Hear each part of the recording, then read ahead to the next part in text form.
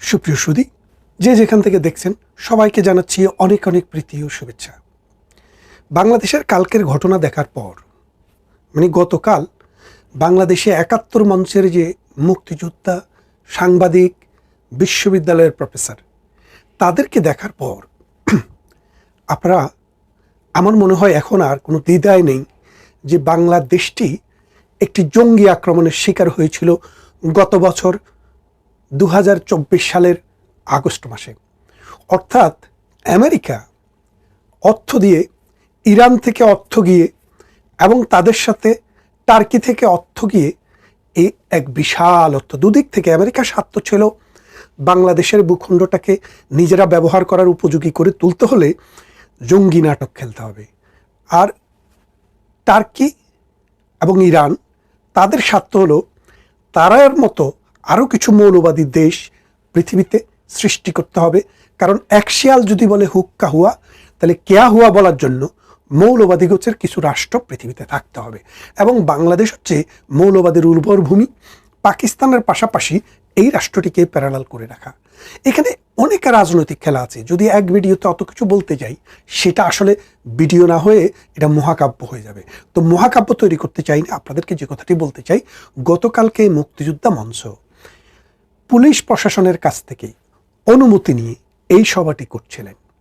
তাদের এই সভাতে জামায়াতে ইসলামের ফান্ডারা, শিবিরের গুন্ডারা, ৭১-এর ঘাতক, দালাল, রাজাকার, আলবদর, আল শামসদের পুত্র, নাতি, পুতি, তারা আমাদের এই মহান মুক্তিযোদ্ধাদের উপরে আক্রমণ চালিয়েছে।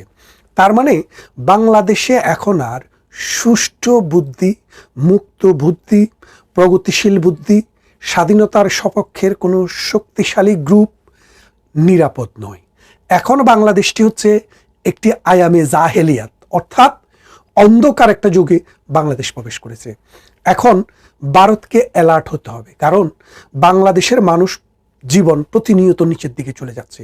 একটা শ্রেণী কোণঠাসা হতে হতে এমন অবস্থা হয়েছে, বিশ্বব্যাংকের রিপোর্ট অনুসারে গত ১ বছরে বাংলাদেশে ১০ ভাগ মানুষ দরিদ্র সীমার নিচে চলে গেছে। মানে অতি দরিদ্র মানুষ বাংলাদেশে ছিল ৫ ভাগের মতো। অর্থাৎ ৩০ ভাগ থেকে কমাতে কমাতে শেখ হাসিনা সরকার ২৫ ভাগ কমিয়ে মাত্র ৫ ভাগে নিয়ে এসেছিল। এই ডক্টর ইউনূসের ১ বছরের শাসনে, মৌলবাদীদের ১ বছরের শাসনে এখন সেটি, মানে আমি দরিদ্র মানুষের কথা বলছি না, অতি দরিদ্র, যারা শুধু ভাত খাওয়ার জন্য, শুধু বেঁচে থাকার জন্য সংগ্রামটুকু করে, খালি খেয়ে বাঁচার জন্য। ওরা বড় বিল্ডিং চায় না, বড় অট্টালিকা চায় না, স্বাদের জীবন চায় না, তারা শুধু বেঁচে থাকতে চায়। এইরকম লোকের সংখ্যা ইউনূস 10% ক্রস করিয়ে ফেলছে। তা এখন এই মানুষ কি করবে? এই মানুষ তো বাঁচতে হবে। বাঁচার জন্য ১৯৭১ সালের মতো আবার তাদেরকে বর্ডার ক্রস করতে হবে। বার্মার যে মানুষরা বন্দি শিবিরে আছে, বাংলাদেশে যে আশ্রয় শিবিরে আছে, বন্দি শিবির নয়, আশ্রয় শিবির, এটা অনেকটা বন্দি শিবিরের মতো। কারণ তারা ওই চট্টগ্রামের ওই অঞ্চলের, কক্সবাজারের ওই অঞ্চলের বাইরে যাওয়ার কোনো পারমিশন নাই। ঠিক তেমনি আমাদের লোকদেরকেও ভারতের বর্ডার ক্রস করে ভারতে গিয়ে আশ্রয় নিতে হবে। কারণ বাঁচতে হবে তো। অন্ন, বস্ত্র, বাসস্থান, শিক্ষা, চিকিৎসা সব কিছু আজ দলিসাৎ। ভারতকে এখন তৈরি হতে হবে। বাংলাদেশের কত কোটি শরণার্থী ভারত জায়গা দিতে পারবে? কারণ ১৯৭১ সাল আবার বাংলাদেশে ফিরে এসছে। ১৯৭১ সালে যদি কেউ মুক্ত বুদ্ধির কথা বলতো, যদি কেউ বাংলাদেশের স্বাধীনতার সপক্ষে কথা বলতো, যদি কেউ পাকিস্তানের বিরুদ্ধে কথা বলতো, তাকে হত্যা করা হতো, তার পরিবারের সদস্যদেরকে নির্যাতন করা হতো, মা বোনদেরকে ধর্ষণ করা হতো। বাংলাদেশে কিন্তু এখন তাই হচ্ছে। সরকার, গতকাল ইউনূস সরকার নির্দেশ দিয়ে শিবিরদেরকে পথে নামিয়ে এই শিবির নেতারা গিয়ে ৭১ মঞ্চের উপরে হামলা করেছে। তার মানে আমরা যে মাঝে মাঝে বলি, আজকের যারা শিবির আছে, জামাত আছে, ১৯৭১ সালে জন্মালে তারা রাজাকার হতো, তারা ধর্ষক হতো, তারা লুণ্ঠনকারী হতো, মানুষকে ধর্মান্তরকারী হতো, এবং তারা এই বাংলাদেশ তখনও তাদের পূর্বপুরুষরা চায়নি, আজকেও তারা চায় না।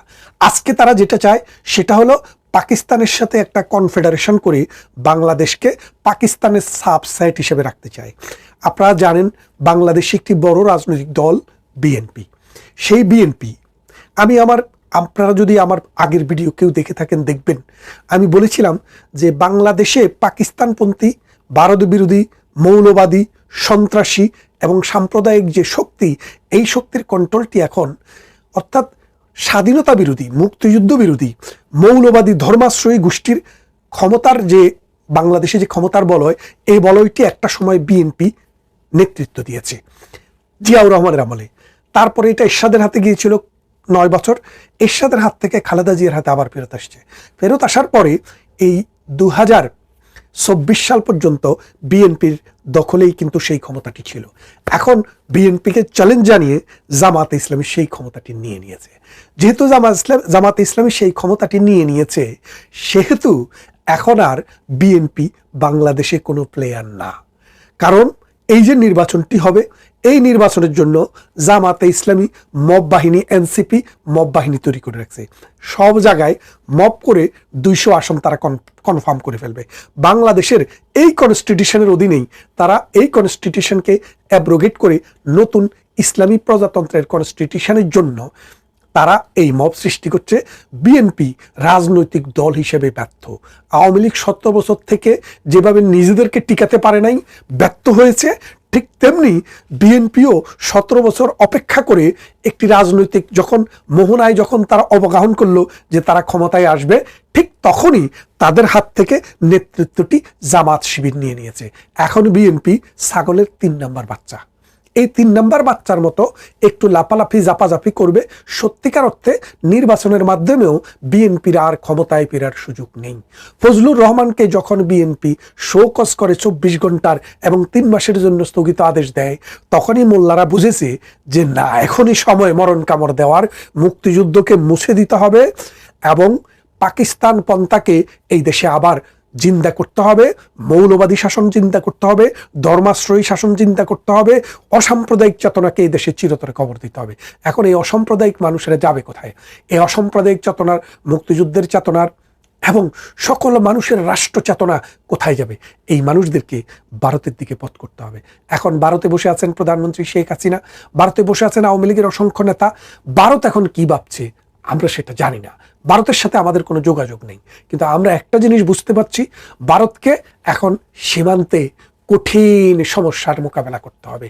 কেননা লক্ষ লক্ষ মানুষ অন্যের অভাবে, বস্ত্রের অভাবে, বাসস্থানের অভাবে, নির্যাতনে, হিংসায় বাড়ি জ্বালিয়ে পুড়িয়ে ধর্মান্তরিত করে ভারতে ঠেলে দেওয়া হবে।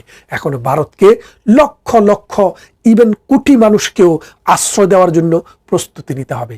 কারণ বাংলাদেশে 71 সালে ধর্মের নামে যে দর্শন, যে হিংসা, যে মৃত্যুর উপত্যকা আমরা দেখেছি, এখনো ঢাকাতেও তাই শুরু হয়ে গেছে। গতকাল 3টি ঘটনা ঘটেছে। দিনাজপুরে একটি বিনোদন পার্কে হামলা করেছে, নাম কি? তৌহিদি জনতা, ধর্মাশ্রয়ী লোক। এরা কারা? এরা হচ্ছে জামাতের সাবসেট। এরা কারা? শিবিরের সাবসেট। তারপর আরেকটি কাণ্ড কোথায় হলো? ঢাকায় হলো। কি? মুক্তিযোদ্ধারা একটি সমাবেশ করছে, 71 মঞ্চ। সেখানে এই যে মনে করেন যে হাফিজুর রহমান কার্জন, ঢাকা বিশ্ববিদ্যালয়ের প্রফেসর, তিনি বিশ্ববিদ্যালয়ের টিচার হয়েছেন আমার যখন বিশ্ববিদ্যালয় জীবন প্রায় শেষের দিকে। আমি তখন চট্টগ্রাম বিশ্ববিদ্যালয়ে লতে অনার্স ফাইনাল ইয়ার বা মাস্টার্স শুরু করেছি। তাই হাফিজুর রহমান কার্জন প্রথমে চিটাগং বিশ্ববিদ্যালয়ের টিচার হিসেবে শিক্ষকতা জীবন শুরু করেন। তিনি সরাসরি আমার শিক্ষক ছিলেন। তার মানে বয়সে আমার খুব বড় নয়। আমি বিশ্ববিদ্যালয় শেষ করব, তিনি বিশ্ববিদ্যালয় শেষ করে ভালো রেজাল্ট করে ঢাকা বিশ্ববিদ্যালয় থেকে চট্টগ্রাম বিশ্ববিদ্যালয়ে গিয়ে টিচার হয়েছেন। তখন আমি হাফিজুর রহমান কার্জনকে পেয়েছি। তিনি সরাসরি আওয়ামী লীগের সাথে কখনো যুক্ত ছিলেন না, কিন্তু চিন্তায়, মননে, চেতনায় অসাম্প্রদায়িক, গণতান্ত্রিক, বুদ্ধিভিত্তিক এবং মুক্তিযুদ্ধের সপক্ষের মানুষ।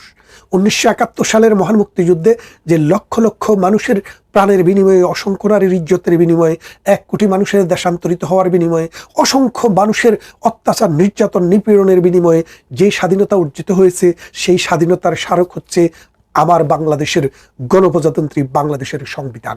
এই সংবিধানকে রক্ষা করার জন্যই কিন্তু এই হাফিজুর রহমান কার্জন দাঁড়িয়েছিলেন। তাকে হাতকড়া পরিয়ে নিয়ে যাওয়া হলো সন্ত্রাসীর মতো, চাঁদাবাজের মতো, সিসকেসোরের মতো, 71-এর রাজাকারের মতো। কাদের সিদ্দিকীর পুরা পরিবার মুক্তিযুদ্ধ করেছে। 1971 সালে কাদেরিয়া বাহিনী নামে একটি বাহিনী ছিল। সেই বাহিনীর বড় ভাই লতিফ সিদ্দিকী দীর্ঘদিন রাজনীতি করেছেন। 5-6 বছর, 7 বছর আগে আওয়ামী লীগ থেকে তাকে বহিষ্কার করা হয়েছে। তিনি যেইভাবে অপমানিত হয়েছেন, নির্যাতিত হয়েছেন। আরও মুক্তিযোদ্ধার কারণ নাম আর বলতে চাই না, এইভাবে অসংখ্য মানুষকে নির্যাতন নিপীড়ন করে 17 জনকে সন্ত্রাসীরা মবরা ধরে নিয়ে পুলিশকে দিয়েছে, সেখানে রাষ্ট্রবিরোধী সন্ত্রাস বিরোধী আইনে তাদের বিরুদ্ধে মামলা হচ্ছে। আপনারা কি কল্পনা করতে পারেন একটা রাষ্ট্র যারা সৃষ্টি করেছে তাদেরকে রাষ্ট্রবিরোধী? তারা তো ভাই গুপ্ত কোনো সংগঠন করে আসেনি, তারা কাউকে দর্শন করে আসেনি, হত্যা করে আসেনি, তারা সরকারের কাছ থেকে পারমিশন নিয়ে আসছে। তার মানে রাষ্ট্র হচ্ছে এখন মবের রাষ্ট্র। রাষ্ট্র ডক্টর ইউনূস এই শুয়োর একটা মবের জন্মদাতা। এই শুয়োর নির্দেশ দিয়েছে যে তোরা যাই মব কর, আমি পারমিশন দেব, তোরা যাই মব করবি, পরবর্তীতে জনতার কথা মতো আমরা তাদেরকে গ্রেপ্তার করব। এই আসিফ নজরুল লুচ্ছা শুয়োর, এই শুয়োর নির্দেশ দিয়েছে তাদেরকে গিয়ে আক্রমণ কর।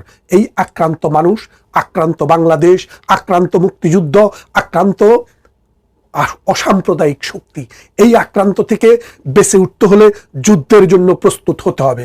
আমরা যুদ্ধ করে আমাদের দেশটাকে আবার আমাদের কন্ট্রোলে আনবো। আমরা স্বাধীন করেছি 1971 সালে, আমাদের মুক্তির সংগ্রাম শেষ হয়নি। আমাদের মুক্তির সংগ্রাম হচ্ছে সাম্প্রদায়িকতা থেকে মুক্তি, আমাদের মুক্তির সংগ্রাম হচ্ছে পাকিস্তানের অ্যাগ্রেশন থেকে মুক্তি, আমাদের মুক্তির সংগ্রাম হচ্ছে ধর্মভিত্তিক যে রাজনীতি মানুষকে ডিভাইড করে সেটা থেকে মুক্তি, আমাদের সংগ্রাম হচ্ছে এই মবক্রেসি থেকে মুক্তি, আমাদের সংগ্রাম হচ্ছে ইউনূসের মতো এই বাটপারের হাত থেকে মুক্তি, আমাদের সংগ্রাম হচ্ছে আসিফ নজরুলের মতো এই লুচ্ছাদের হাত থেকে বাংলাদেশের মুক্তি। আসুন আমরা এই মুক্তির সংগ্রামে যার যার অবস্থান থেকে তৈরি হই। আমাদের সাথে পুরা বিশ্বের শান্তিকামী, মুক্তিকামী, গণতন্ত্রকামী এবং অসাম্প্রদায়িক যে শক্তি আছে আমাদের সাথে থাকবেন। আপনারা ভয় পাবেন না। আপনারা মনে রাখবেন, রাত যত গভীর হবে ভোর হওয়ার সম্ভাবনাটা তত নিকটবর্তী হবে। আমরা এই বাংলাদেশকে, এই স্বাধীন বাংলাদেশকে আবার কন্ট্রোল করব, আবার আমরা টেক ব্যাক করব। আজকে বাংলাদেশে মানুষের মনে শান্তি নেই। রিক্সাওয়ালা কথা বলতে পারে না, ঠেলাওয়ালা কথা বলতে পারে না। রিক্সা চালক একমাত্র ফুল নিয়ে বঙ্গবন্ধুর বাড়িতে শ্রদ্ধা জানাতে গিয়ে আক্রান্ত, মৌলভী সাহেব ওখান দিয়ে যাচ্ছিল সেই জন্য মৌলভী আক্রান্ত, নারী আক্রান্ত, শিশু আক্রান্ত, আক্রান্ত আজ বাংলাদেশ, আক্রান্ত আমার মহান মুক্তিযুদ্ধ। বিএনপির মতো একটি অথর্ব দল তাকে কলা খাইয়ে গুম পাড়াইয়া রেখেছে। সেই কলা খাওয়া দল এখন আর বাংলাদেশের পক্ষে কথা বলার কোনো লোক নেই।